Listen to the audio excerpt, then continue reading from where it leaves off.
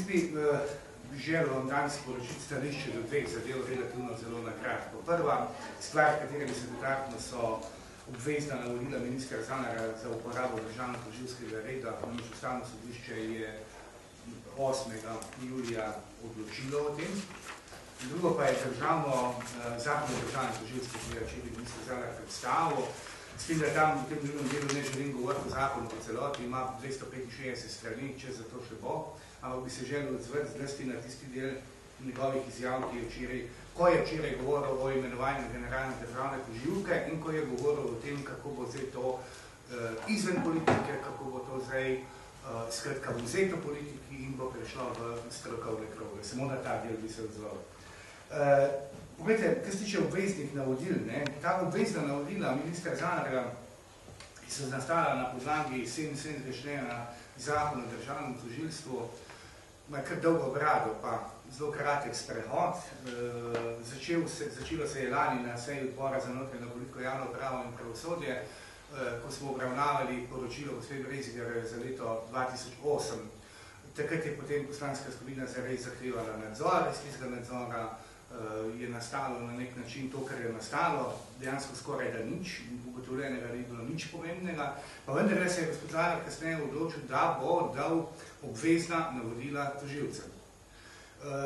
Ta navodila so nastajala od začetka januarja do 22. februarja letošnje leto in v postopku sprejemanja teh obveznih navodil je prišlo do tega, da so tožilci nasprotovala je zakonodajna služba vlade. To se je redko kdaj zgodi, da bi tako v ostri obliki nasprotovala zakonodajna služba vlade, vendar je nasprotovala.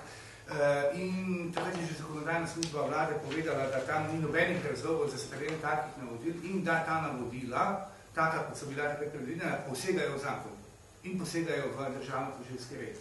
Podrejen akt, se pravi navodila, pa v zakon zagotovo ne more posegati. To je bil tudi razlog, da smo mi konec marca prosili Ustavno sodišče, da presodi o tem, ali so ta navodila v skladu z Ustavom in zakoni.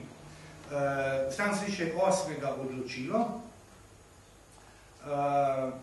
julija odločilo in sicer mogoče nekoliko več, kot smo mi pričakovali. Ne samo, da je zadržalo izvajanje teh navodil, torej ta navodila se ne smejo uporabljati, šlo je še korak dlje, zadržalo je izvajanje tudi 4. odstavka 77. člena zakona o državnem tožilstvu. To pomeni, da minister Zalar v bodoče do dokončne odločitve Ustavnega sodišča nima možnosti dajati nobenih navodil več. To pomeni, da si je nekako sam sebi zavezal roke, da tudi v bodoče do končne odločitve Ustavnega sodišča ne bo mogel dajati ne teh, ne nobenih drugih navodil državnemu tožilstvu.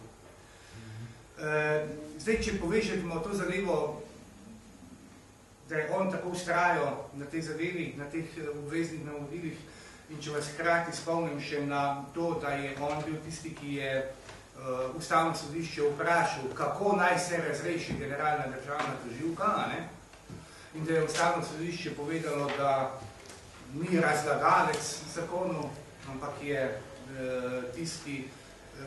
tista inštitucija, ki presoja, ali so zakoni v skladu z Ustavo ali ne, potem se človek mora vprašati v neki elementarni logiki gospoda Zanarja.